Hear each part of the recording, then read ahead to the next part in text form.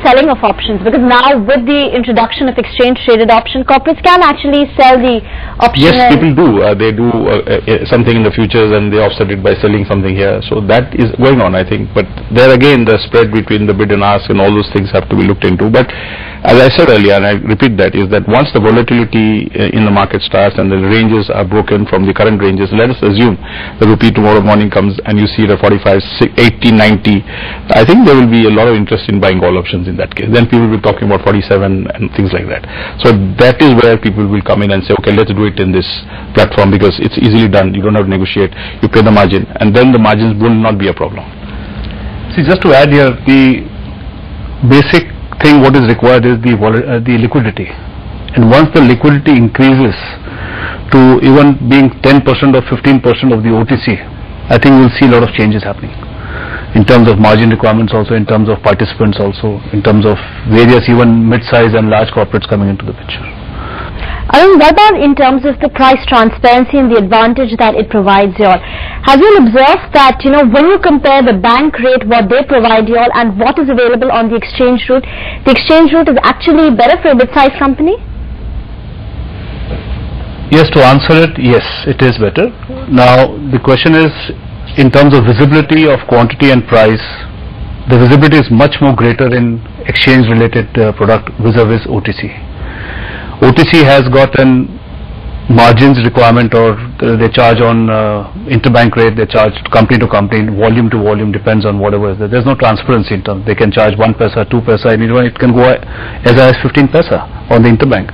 Whereas in exchange, whether you're buying $1,000, that's minimum size is $5,000. Whether you're buying 1 lot or you're buying 10 lots or 100 lots, you pay the same price. So transparency-wise, I feel exchange has got more transparency in terms of price and in terms of volumes. Satyajit, you also made a very interesting point about the OTC market not open for all the corporates. All the banks may not necessarily provide the option route for corporates. For them, is it imperative to just look at this exchange route? It has to be that way. There are very small clients with, many two-tier cities and other places which we visit. We find that they have no access to options because the desk there maybe in Jaipur would refer this to New Delhi, and New Delhi would possibly go to Bombay, and the circuitous process would possibly make him lose the market.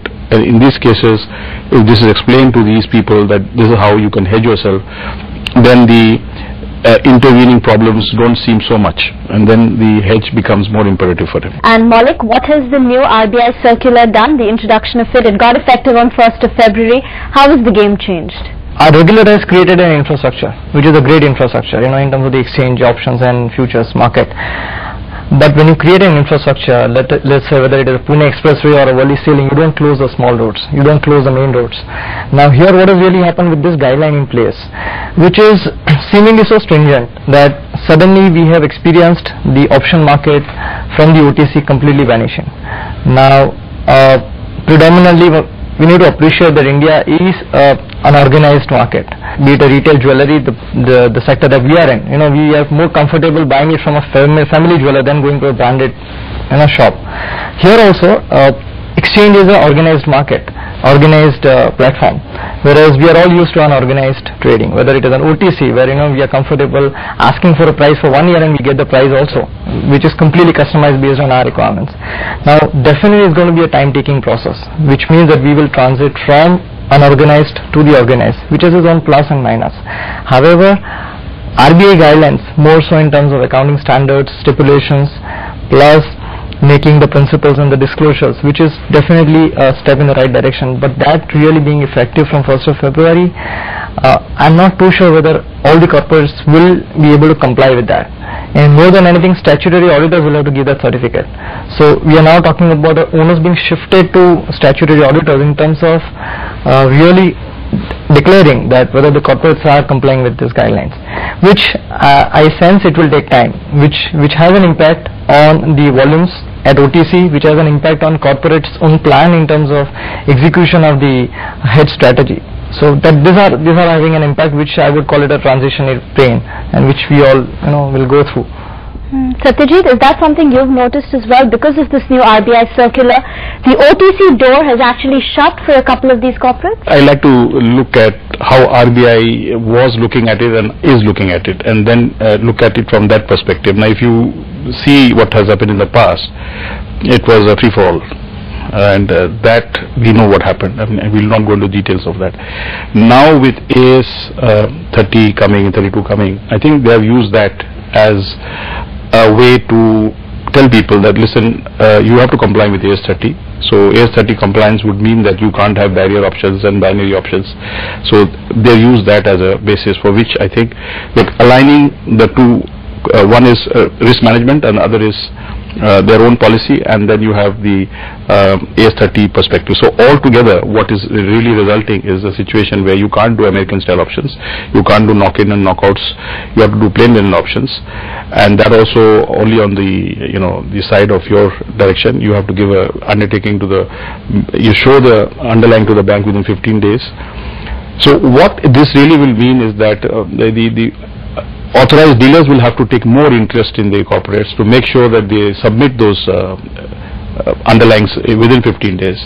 I think the market becomes more aligned to international standards, and it's part of GAP, so we have to go that way. There's no alternative really. Arun, how have you all negotiated this new circular and the compliance with AS 30 and 32? See, we have not come to the compliance side till yet because we have not been asked. But yes, the banks have certainly started asking us to give us some letters and undertakings that whatever exposure we are carrying out, is it against our exports or no.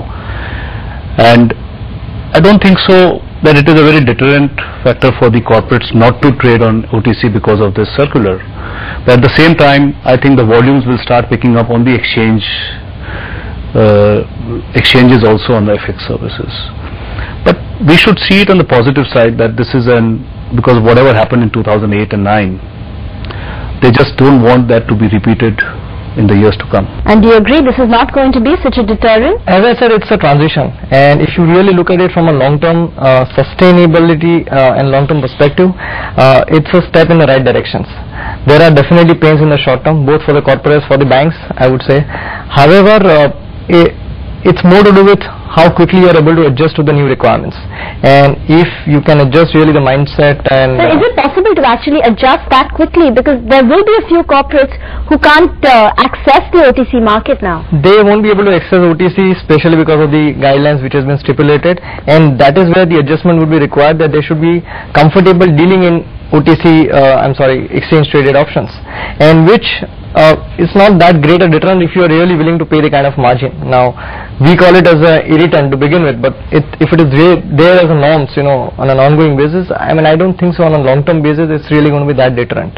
But it's just a matter of adjusting whether are you really willing to pay and still trade on exchange, and which has an inherent risk management strategy in place, which actually is a bit positive, purely even for a corporate to manage its exposure and these strategies. If you're a small corporates, definitely there are huge difference. And today you are looking at an exchange which is like, it is a very easy access, transparent. Under that circumstances, yes, you are definitely more positive to trade.